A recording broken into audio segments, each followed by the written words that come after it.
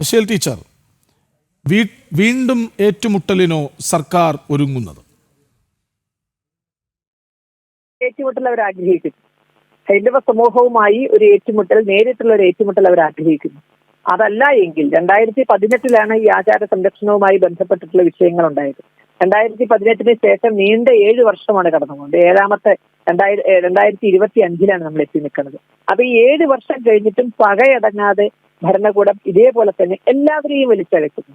അമ്പുകൊള്ളാത്തവരില്ല കുരുക്കളിൽ എന്ന് പറഞ്ഞതുമാതിരി എല്ലാവരെയും, ഹൈന്ദവ സമൂഹവുമായി ബന്ധപ്പെട്ട് ഒരുപക്ഷെ ഇന്ന് കേരളത്തിന്റെ രാഷ്ട്രീയത്തിൽ നേരിട്ട് സ്ഥാനങ്ങളൊന്നും വഹിക്കാത്ത ആരാധ്യനായ ഗോവ ഗവർണറെ അടക്കം അതുപോലുള്ളവരെ, അല്ലെങ്കിൽ തന്നെ വിശ്രമ ജീവിതം നയിക്കുന്ന ഓരാജേട്ടനെ പോലുള്ളവരെ ഒക്കെ ഇതിലേക്ക് വലിച്ചഴക്കുന്നത് പ്രത്യക്ഷത്തിലൊരു ഏറ്റുമുട്ടൽ ഭരണകൂടം ആഗ്രഹിക്കുന്നു എന്ന് തന്നെയാണ്.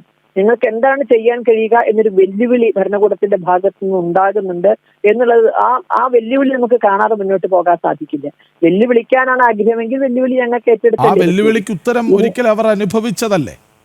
തീർച്ചയായും ഒരിക്കലും അവർ അനുഭവിച്ചതാണ്. അതുപോലെ തന്നെ പറഞ്ഞത്, വെല്ലുവിളി സർക്കാർ വെല്ലുവിളിക്കുകയാണെങ്കിൽ ഒരു മടിയും കൂടാതെ ആ വെല്ലുവിളി ഏറ്റെടുക്കാൻ ഇവിടുത്തെ ഹൈന്ദവ സമൂഹം തയ്യാറാണ്, ഹൈന്ദവ സംഘടനകൾ തയ്യാറാണ്. വീണ്ടും സർക്കാരിന് പൊള്ളും എന്ന് മാത്രമേ പറയാനുള്ളൂ. ഒരിക്കൽ അവർ ആ പൊള്ളൽ അനുഭവിച്ചതാണ്. എന്താണ് ഇവിടുത്തെ സാധാരണക്കാരുടെ ഉള്ളിലുള്ള വികാരമെന്നും അതിന്റെ അഗ്നിയുടെ ചൂട് എന്താണെന്നും ഒരിക്കൽ അവർ അറിഞ്ഞതാണ്. പിന്നീട് വീടാന്തരം നടന്ന് മാപ്പ് പറയേണ്ടി വരും. അടുത്ത തെരഞ്ഞെടുപ്പിന്റെ സമയത്ത് നമ്മൾ കണ്ടതാണ്, CPM-ന്റെ വിശദീകരണം തന്നെ വീടാന്തരം നടന്നവർ മാപ്പ് പറയുകയായിരുന്നു അവരുടെ നടന്നത്. അപ്പോ ഇനിയൊരു ഏറ്റുമുട്ടലിനാണെങ്കിൽ അത് മാപ്പ് കൊണ്ട് നിൽക്കും എന്നവർ വിചാരിക്കരുത്. രാഷ്ട്രീയത്തിനപ്പുറമാണ് ഇത്തരം കാര്യങ്ങൾ എന്നുള്ള തിരിച്ചറിവിലേക്ക് ഭരണകൂടം പോയില്ല എങ്കിൽ ഇത് തീക്കളിയാണ് എന്ന് മാത്രമേ സൂചിപ്പിക്കാനുള്ളൂ. ഈ കളി, കാരണം ഇത് ഒരിക്കലും നമുക്ക് പൊറുക്കാൻ കഴിയുന്ന സാഹചര്യമല്ല. ഈ കളി തീക്കളിയാണ് എന്ന് മാത്രം പറഞ്ഞത് കോടതിയിൽ കാണാം എന്ന് മാത്രമല്ല, ഇതിനെ രാഷ്ട്രീയമായി തന്നെ നേരിടും എന്നുള്ളതിന് യാതൊരു സംശയമില്ല ഈ വിഷയത്തിൽ.